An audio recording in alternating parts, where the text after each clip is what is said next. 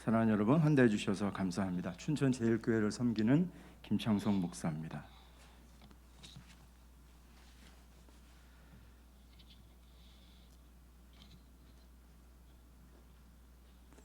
제가 다른 교회 가서 설교를 몇 번 한 적이 없어요. 그래가지고 지금 굉장히 떨립니다. 이거 평상시에 저희 교회에서는 제가 안 떨리는데, 그래서 우리 성도님들이 잘 모르실 것 같아서 제가 어떤 사람인지 관련된 에피소드를 하나 말씀드리고 설교 시작하겠습니다. 수년 전에 있었던 일인데요. 제가 결혼식 주례를 하고 나서 주차장에 이렇게 가고 있는데, 우리 교회 7살짜리 장준수라는 애가 있어요. 그렇게 하고 이제 유치부 애들은 우리가 하이파이브 하면서 안녕 하고 이렇게 하이파이브 하거든요. 근데 그날은 제가 주례를 하고 나서 이렇게 가는데 준수가 저를 힐끗힐끗 보는 거예요. 그래서 야 준수야 하이파이브 해야지 그랬더니 얘가 안 하고 나서 저를 이렇게 보더니 뭐라고 하냐면, 목사님 오늘 설교 잘했어요 이러더라고요. 아니 그러니까 얘를 지금 평상시 만날 일이 없는데 주례식장에서 제 주례 그 예사를 듣고 은혜를 받은 거예요. 7살짜리 애가.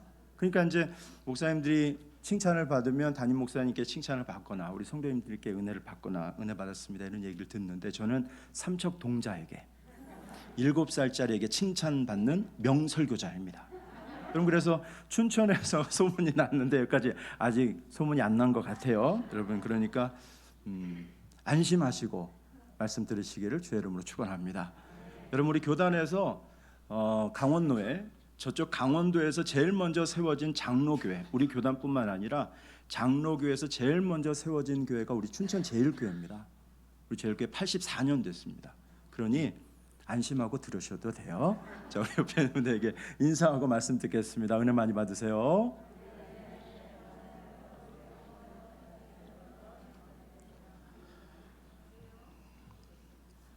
예수님께서 부활하신 후에 제자들하고 수차례를 조우하셨습니다. 그런데 제자들이 부활의 소망으로 변화를 받아서 열심히 복음 전하는 이 사명을 감당했을 것 같지만 실상은 그렇지 않습니다. 2절을 보면 디베랴 호숫가에 베드로가 주동해서 7명의 제자들이 디베랴로 가게 됩니다. 여기 7명은 베드로, 도마, 안드레, 야고보, 요하, 다른 2명의 제자입니다. 문제는 베드로가 주도했다는 겁니다. 베드로가 주도해서 6명을 데리고 디베랴 호숫가에 가서 고기를 잡게 되는데, 여러분 다른 제자는 몰라도 베드로는 이러면 안 되죠. 베드로는 수제자입니다. 그렇죠? 그리고 베드로는 예수님께서 무리를 걸으라고 할 때 걸었던 사람이고 변화산상에서 예수님의 변화를 목격한 사람입니다. 그리고 베드로는 신앙 고백을 제대로 했어요. 주는 그리스도시요 살아계신 하나님의 아들이십니다. 그래 바요나 시몬아, 네가 이거 아는 거 혈육으로 아는 게 아니라 하나님께서 주시는 은혜로 아는 거다. 이 반석 위에, 이 신앙 고백 위에 내가 교회를 세우겠다. 천국 열쇠까지 주시는 그 은혜를 받았던 사람이 이 사람입니다. 그리고 베드로는 주님을 위해서 죽기를 각오했던 사람이 맞아요. 겟세마네 동산에서 호언장담했습니다. 모두 버릴지라도 저는 주님을 따르겠습니다. 그때 주님께서 네가 오늘 3번 나를 부인할 거야.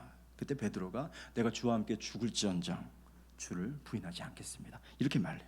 여러분, 이렇게 다짐을 하는데 여러분 이게 완료 시점입니다. 단정적으로 말했다는 거예요. 완전히 단정적으로 말해요. 그럼에도 불구하고 나중에 어떻게 했냐면 정말로 예수님을 3번이나 부인하는 일에 이르게 됩니다. 이렇게 실패를 하고 나서 주님과 상관없이 먹고 살기 위해 고향으로 내려간 거예요. 6명 데리고 거기 그러고 있는데, 베드로가 주도적인 사람이라 고향으로 다 데리고 가서 몇몇은 어부였겠지만 그렇지 않은 사람들까지 다 데리고 가서 어부 생활을 하는 중에, 그렇게 고기를 잡는 중에 누군가 저쪽에서 묻는 겁니다. 얘들아 너희에게 고기가 있느냐 이렇게 물어봐요. 그물을 배 오른편에 던지라 그리하면 잡으리라 이렇게 말하는데, 이게 여러분 구어체로 되어 있습니다. 그러니까 뱃사람들이 하는 말로 주님이 이렇게 말씀하시는 거예요.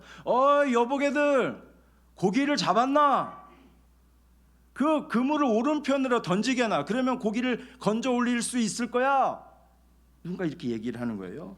그리고 나서 그 얘기를 듣고 그물을 오른편에 던지니까 정말 수없이 많은 물고기를 건져 올리게 됐습니다. 그때 요한이 직감하죠. 주님이시다. 이거 주님밖에는 이런 일을 하실 분이 없어요. 주님이시다. 그러니까 베드로가 이 말을 듣자마자 겉옷을 두르고 뛰어내려서 예수님에게로 갑니다. 이게 거리가 50칸 정도 된다고 하니까 한 10m 정도 될 거예요. 예수님 앞에 갔습니다. 허겁지겁 달려갔는데 주님께서 아무 말씀도 하지 않으셨죠. 예수님이 숯불을 그냥 피워놓고 계셨어요. 숯불을 가운데 두고 베드로와 예수님이 마주 앉게 되는 상황입니다. 여러분, 이게 무엇이 연상되세요? 베드로가 예수님을 부인할 때 그 장면이 불을 쬐고 있다가 예수님하고 얼굴을 마주 보기도 하고, 또 거기서 있었던 여자 종에게 내 예수님 절대 모른다 이렇게 얘기하지 않습니까? 그 어색한 분위기에서 주님께서 너 잡은 생선을 좀 가져오라 이렇게 말씀하셨어요. 베드로가 생선을 가져왔고 또 그 생선으로 아무 말씀도 하지 않으시고 또 한마디 하셨습니다. 와서 아침 먹어라. 제자들 와서 아침을 먹어요. 어느 누구도 그분이 주님이신 줄 모르는 사람 없어요. 다 주님이시다. 우리와 함께 계시다. 그 불편한 식사를 한 거예요. 하고 나서 예수님께서 베드로에게 첫 번째 질문을 이렇게 하셨습니다. 요한의 아들 시몬아, 네가 나를 사랑하느냐? 이렇게 물어보셨어요. 여러분, 분명히 주님께서는 사명에 대해서 말씀하실 거라고 생각을 했는데 나를 사랑하냐? 이렇게 말씀을 하신 거예요. 너 나를 사랑하냐? 여러분, 여기서 제가 상상을 좀 해봤는데요. 만약에 베드로가 네 그렇습니다 이렇게 대답했으면, 만약에 내가 예수님이라면 어떻게 말을 할까? 이렇게 말씀하실 것 같아요. 너 3번이나 나를 부인해 놓고 그런 말이 나와? 이렇게 말씀하실 것 같아요. 베드로에게 너 나를 사랑하느냐? 베드로가 아니요 그렇지 않았습니다. 그러면 주님께서 이렇게 또 말씀하실 것 같아요. 너 임마 그 부분을 인정해야 돼. 너 나를 사랑하지 않았어. 이렇게 또 책망하실 것 같아요. 아니요라고도 대답 못하고, 그렇습니다라고 대답 못하고, 그러면 3번째 대답을 이렇게 대답하면 되죠. 모르겠습니다. 저도 잘 모르겠습니다. 그러면 주님께서 또 뭐라고 말씀하실 거 아니냐면, 넌 임마 그것이 문제야. 아주 근본서부터 문제야. 너랑 나랑 신뢰관계가 아예 없었던 거구나. 이렇게 책망하실 것 같은 거예요. 그래서 주님께서 너 나를 사랑하느냐? 그렇습니다 라고 대답할 수도 없고, 아닙니다 라고 대답할 수도 없고, 모르겠습니다 라고 대답할 수도 없는 거예요. 주님께서 아주 날카롭게 질문을 하실 때 베드로가 아주 영리하게 질문을 피했습니다.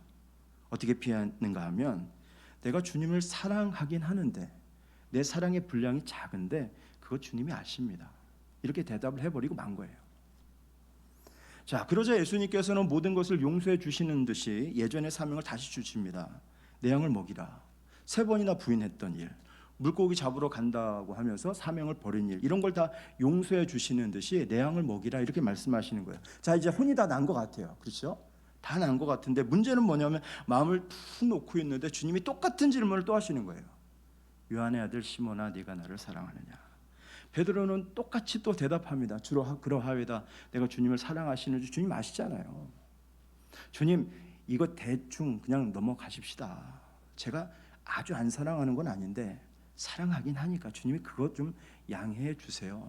이렇게 대답하고 얼버무린 거예요. 그때 주님이 또 내 양을 치라 이렇게 말씀하셨습니다. 잠시 후에 똑같은 질문을 3번째 하시죠. 요한의 아들 시몬아, 네가 나를 사랑하느냐? 이렇게 말씀하세요. 자, 여러분, 예수님께서 베드로를 코너로 몰아붙이십니다. 코너로 몰아붙이세요. 쫙 몰아붙이세요. 3번을 질문하셨어요. 요한의 아들 시몬아, 네가 나를 사랑하느냐? 대답을 요리조리 피하고 있는 이 영리한 베드로를 구석으로 몰아놓고 네가 나를 사랑하느냐? 네가 나를 사랑하느냐? 이렇게 물으시는 거예요. 자, 여러분, 베드로가 이렇게 3번의 질문을 받고 이렇게 받고 난 다음에는 베드로의 마음에는 실오라기만한 거짓이 남을 수 없었어요.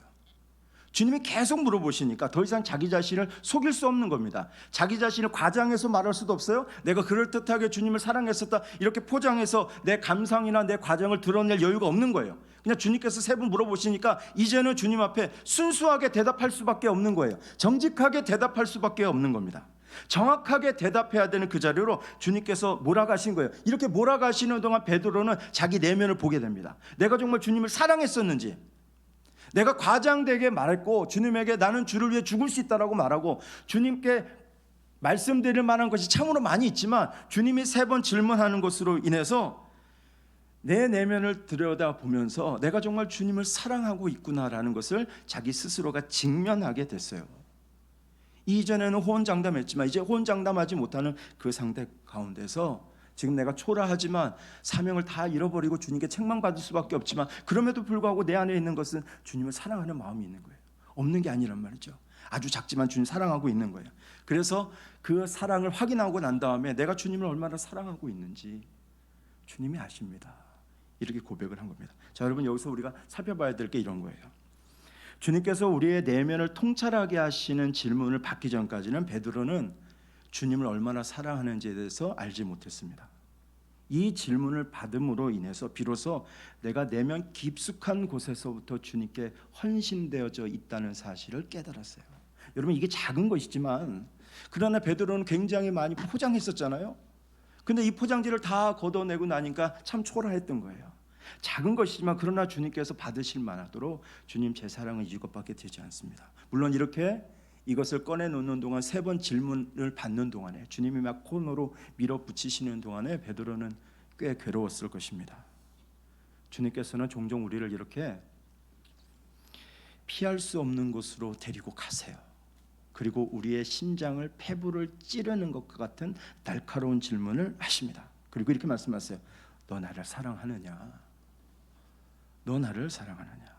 여러분 이 질문은 우리에게 고통으로 다가오기도 하고 죄책감으로 다가오기도 하지만 이 질문을 받아야만, 이 질문을 받을 때에만 주님을 사랑하는지를 확인할 수 있어요.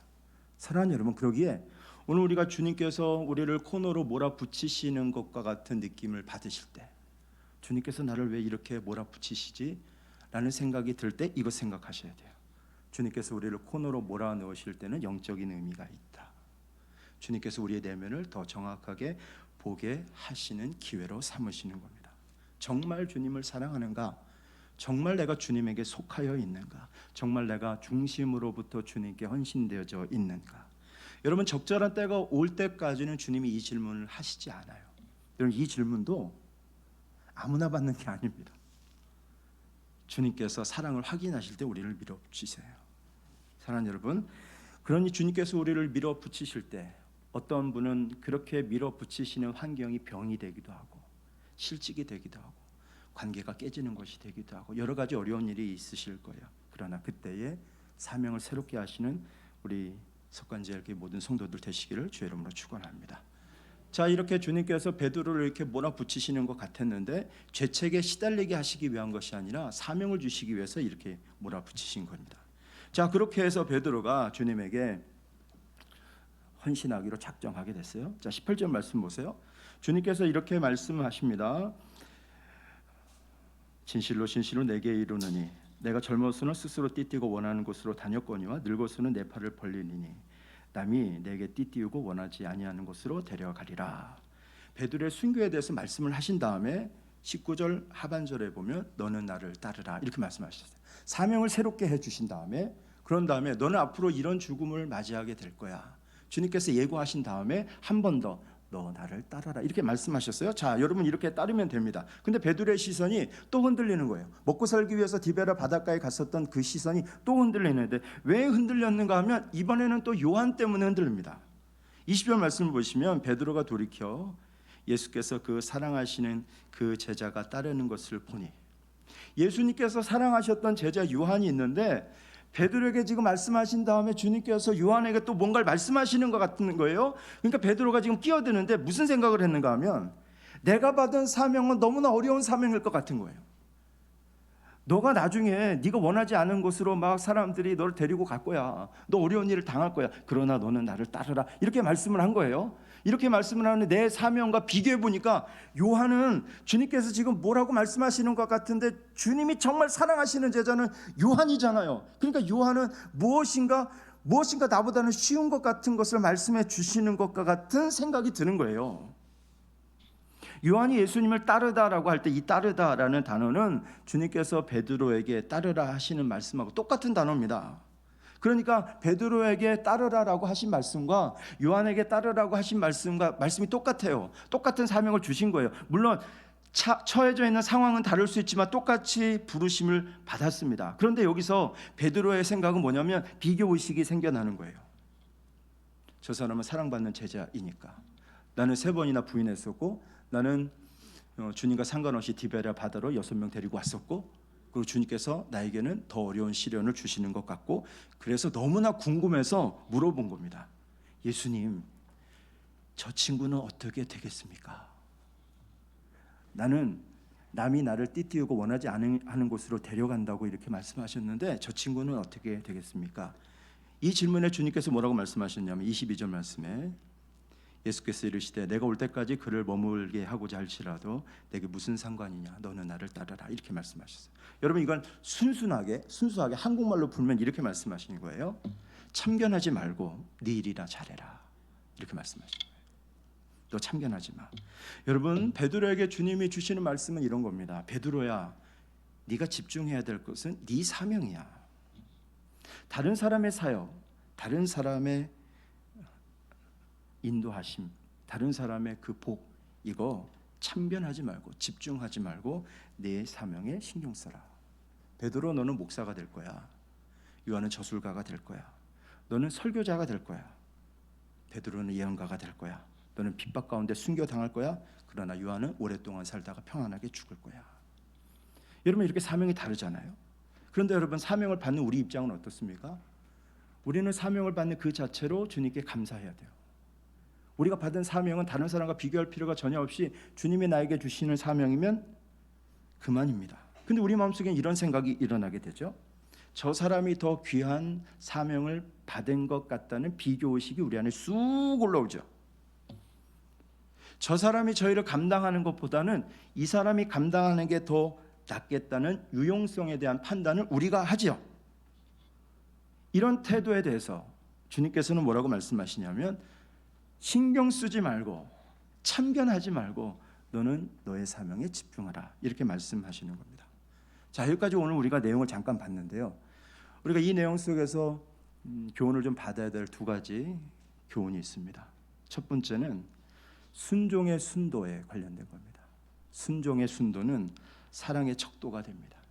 자, 여러분, 지금 재직 헌신 예배로 예배드리는 줄 압니다. 우리 재직들이 다 주님께서 아름다운 지위와 믿음의 큰 담력을 주신 줄 믿습니다.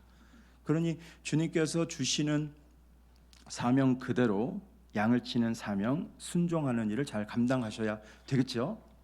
잘 감당하시기를 바라요. 그런데 주님께서 우리에게 주시는 사명을 잘 감당하기에는 많은 수고와 시련이 따릅니다. 주님께서 따르라고 하시는 일은 쉬운 일은 결코 아닐 거예요. 그럼에도 불구하고 순종해야 될 이유가 있습니다. 베드로가 우리에게 알려주고 있듯이 주님을 사랑하는 마음 때문에 순종하고 따라야 돼요. 여러분, 주님을 따라가는 일에 있어서 재직으로 감당하는 일이 쉬운 일은 아니겠습니다만 감당하면 기쁨이 되고 감사가 됩니다. 감당하면 몸은 땀을 흘리고 힘겨워도 우리의 얼굴은 해같이 빛나게 돼요. 베드로가 양을 먹이는 사명을 받았던 것, 그 사명처럼 주님께서 우리에게 주시는 사명이라는 게 있습니다. 재능이 있고 기회가 있고 물질이 있고 자기 자신을 드리는 사명, 그 사명을 잘 감당하시는 우리 석관중앙교회 모든 성도들 되시기를 주의 이름으로 축원합니다. 자, 여러분, 순종과 관련돼서 제가 왜 이 이야기를 했는가 하면 사실은 이 앞의 내용보다 오늘 지금 이 이야기를 하고 싶어서 지금 이 말씀을 다 드린 거예요. 우리가 2022년에 우리 담임 목사님께서 우리 교회 오셔서 신년 부흥회를 하셨어요. 신년 부흥회를 하시고 부흥회를 하실 때 식사 자리에서 목사님이 이런 얘기를 지나가는 말로 하셨어요. 노예 안에 건축하는 교회가 있는데 생활비를 좀 보내줘야 되겠다. 그래서 보내줬다, 이런 말씀을 하셨어요. 그 말씀을 제가 사석에 들으면서 이 말씀은 나에게 하시는 말씀인 것 같은 생각이 들었어요. 왜냐하면 우리 노예 안에도 건축하는 교회가 있었거든요.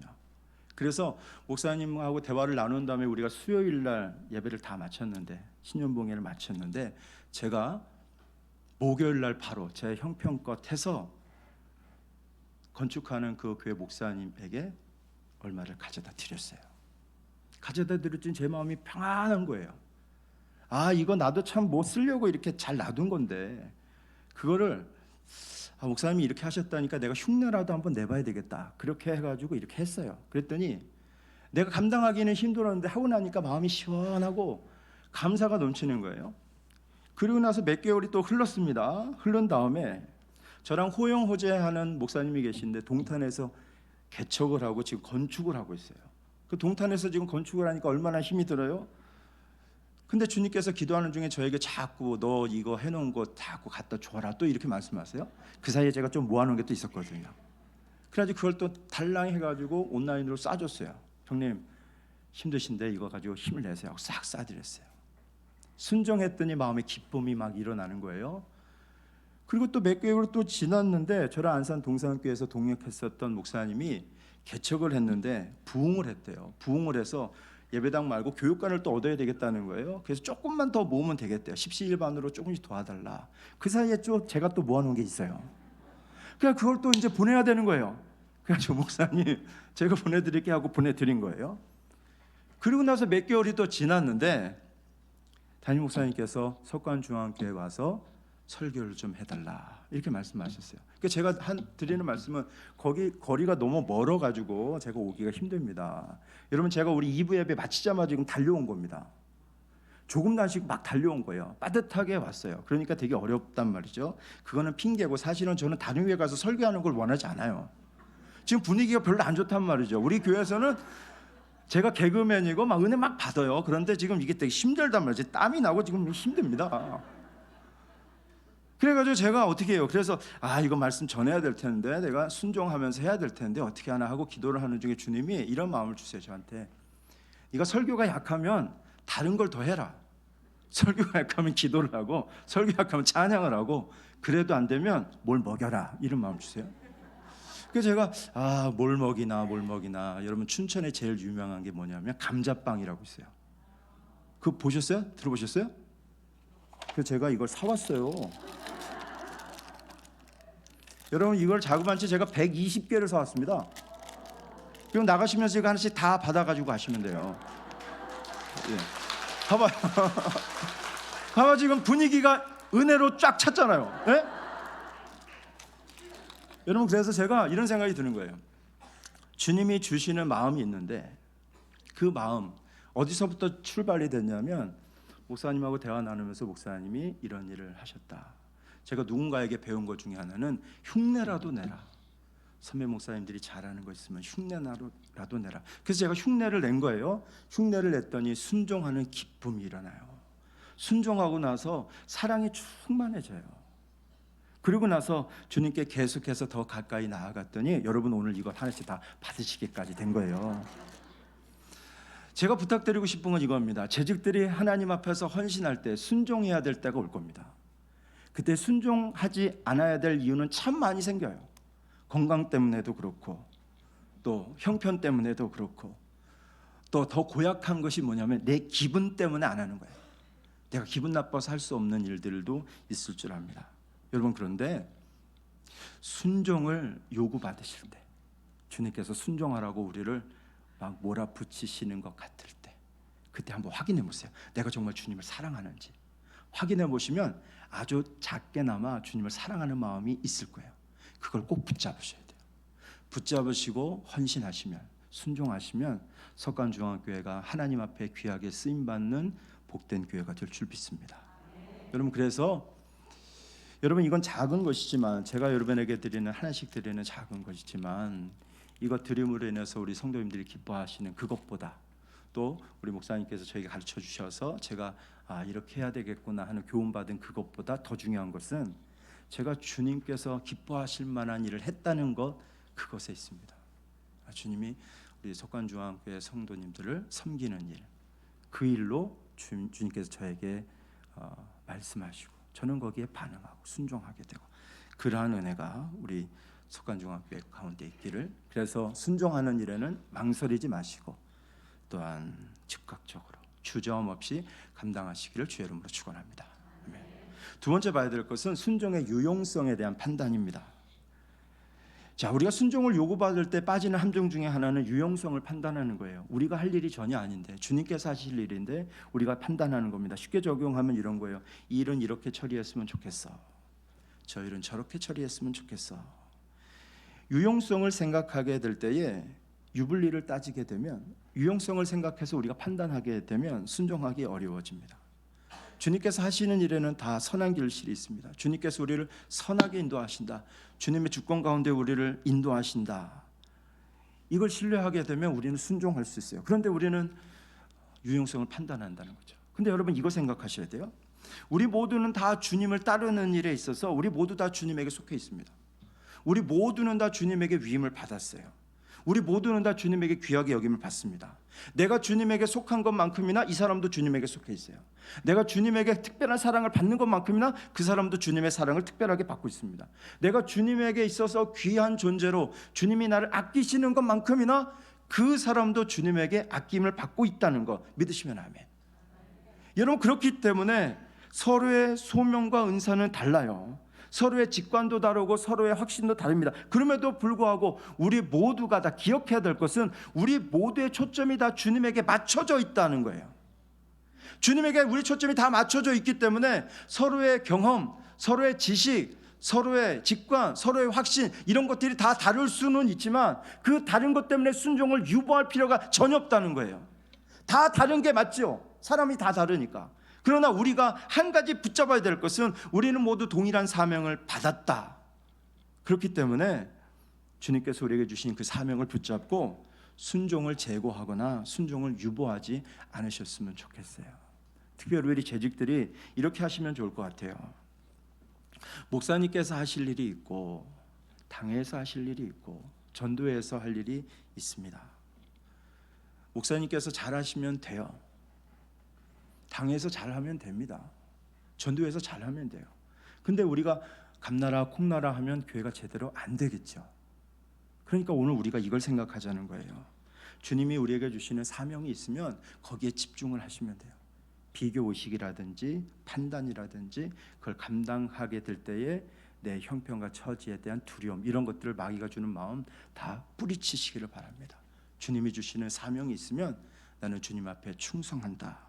주님만 바라보고 거침없이 순종하셔서 비교하고 판단할 것이 아니라 협력하고 조화를 이루어가는 석관중앙교회 되시기를 주의 이름으로 축원합니다.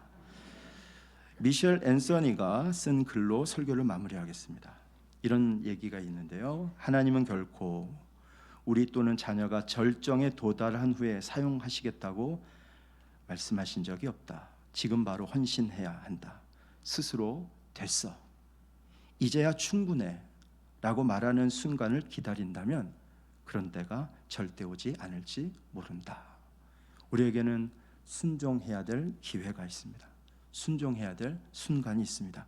그 기회를 잃어버리지 마시고 주님을 제대로 만나시고 주님 앞에 망설임 없이 순종하셔서 섬김이 헌신이 날마다 새로운 것이 되어 주의 은혜와 사랑 가운데 거하는 성관중학교의 모든 재직들 되시기를 주의 이름으로 축원합니다. 축원합니다. 나 주님의 기쁨 되기 원하는 이 찬양을 할 텐데요. 이 찬양은 헌신을 위한 찬양이라고 저는 생각합니다. 우리가 주님 앞에서는 이미 기쁨이 돼요. 내가 무엇인가를 해서 기쁨이 되는 게 아니라 주님께서는 우리를 아끼고 사랑하세요. 기쁨을 이기지 못하십니다.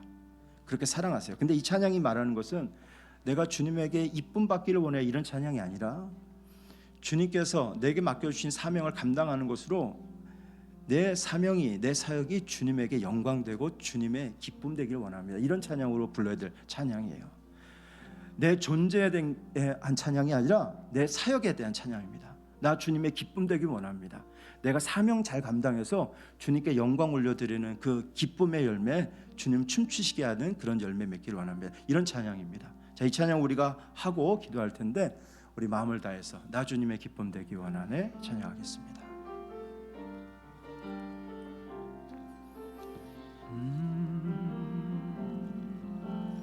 나 주님의 기쁨 되기 원하네 내 마음을 새롭게 하소서 새 부대가 되게 하여 주사 주님의 빛 비추게 하소서 내가 원하는 한 가지 주님의 기쁨이 되는 것 내가 원하는 한 가지 주님의 기쁨이 되는 것 겸손히 내 마음 드립니다 나의 모든 것 받으소서. 나의 마음 깨끗게 씻어주사 주의 길로 행하게 하소서. 내가 원하는 한 가지 주님의 기쁨이 되는 것. 내가 원하는 한 가지 주님의 기쁨이 되는 것. 내가 원하는 한 가지, 내가 원하는 한 가지 주님의 기쁨이 되는 것. 내가 원하는 한 가지 주님의 기쁨이. 우리 두 손 들고 찬양하겠습니다. 내가 원하는 한 가지, 내가 원하는 한 가지 주님의 기쁨이 되는 것.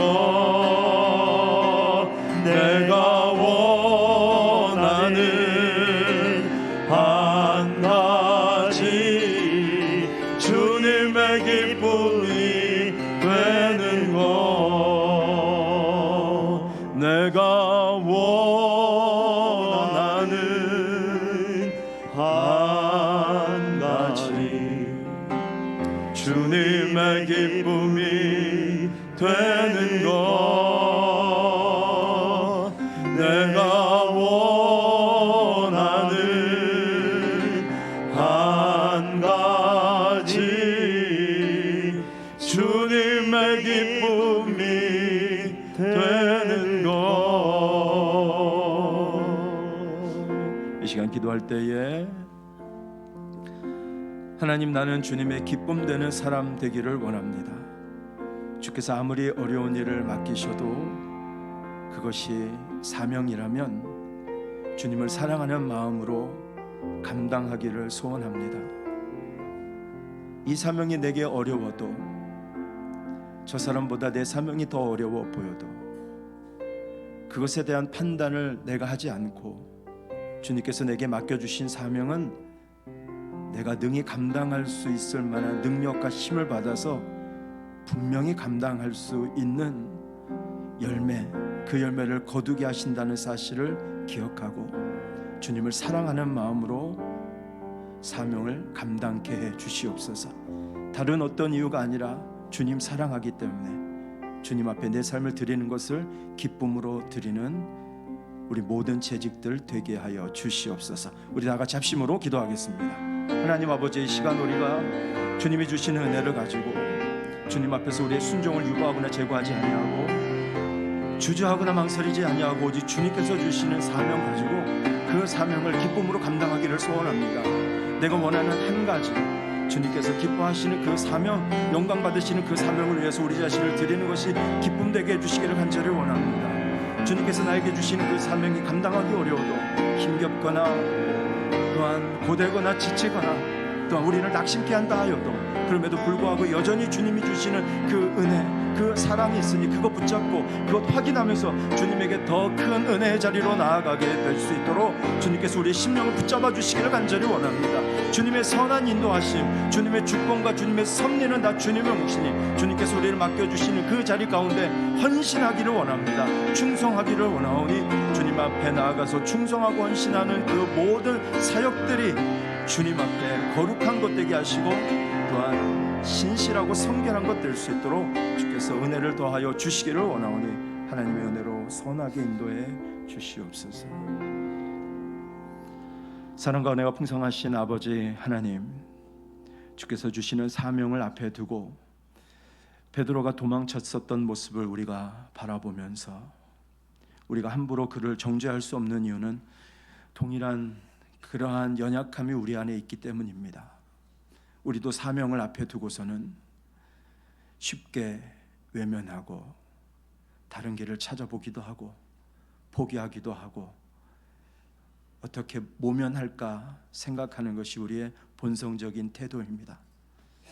주님께서 베드로를 마치 몰아붙이시듯이 네가 나를 사랑하느냐, 그 사랑을 확인하시며 결국에 베드로 안에 있는 주님을 사랑하는 그 마음을 확인하고 그 직면한 자리에서 주님 앞에 헌신할 수 있었던 것처럼, 주님 재직으로서 주님 앞에 헌신해야 될 그 자리가 우리에게는 십자가의 길이고 고난의 길이고 또한 헌신하고 손해봐야 되는 길임에도 불구하고 넉넉하게 감당할 수 있는 이유는 주님을 사랑하기 때문인 것, 그 이유로 주님 앞에 헌신하는 우리 모든 재직들이 되게 하여 주시옵소서. 주께서 우리를 인도하실 때 주님이 맡겨주시는 그 사명은 내가 반드시 감당해야 될 사명이고, 또한 그 사명은 다른 사람보다 쉽거나 어렵거나 우리가 판단할 영역에 있는 것이 아니라 주님이 우리에게 은혜로 주시고 사명으로 주신 것인 줄 압니다. 주님의 주권과 섭리를 존중하고 경외하고 그 앞에 굴복하며 주님이 나에게 맡겨주신 사명, 그 사명 붙잡고 5달란트 받은 사람은 5달란트를 남기고 2달란트 받은 사람은 2달란트를 남겨서 주님께서 우리에게 주시는 그 사역 넉넉한 힘으로 감당하여서 많은 열매로 하나님을 기쁘시게, 하나님을 영화롭게 해드리는 우리 모든 재직들이 될 수 있도록 은혜 위에 은혜를 더하여 주시옵소서. 감당하는 일 가운데 아름다운 지위와 큰 믿음의 담력 주시기를 원합니다. 감당하는 일마다 그 크기를 크게 해 주셔서 우리 가정뿐만 아니라 교회 전체를 돌아보고, 교회 전체뿐만 아니라 노예를 돌아보고 한국교회 귀하게 쓰임받는 복된 교회 되도록 은혜 위에 은혜를 더하여 주실 줄 믿사옵고 거룩하신 예수님 이름으로 축복하며 기도하옵나이다. 아멘.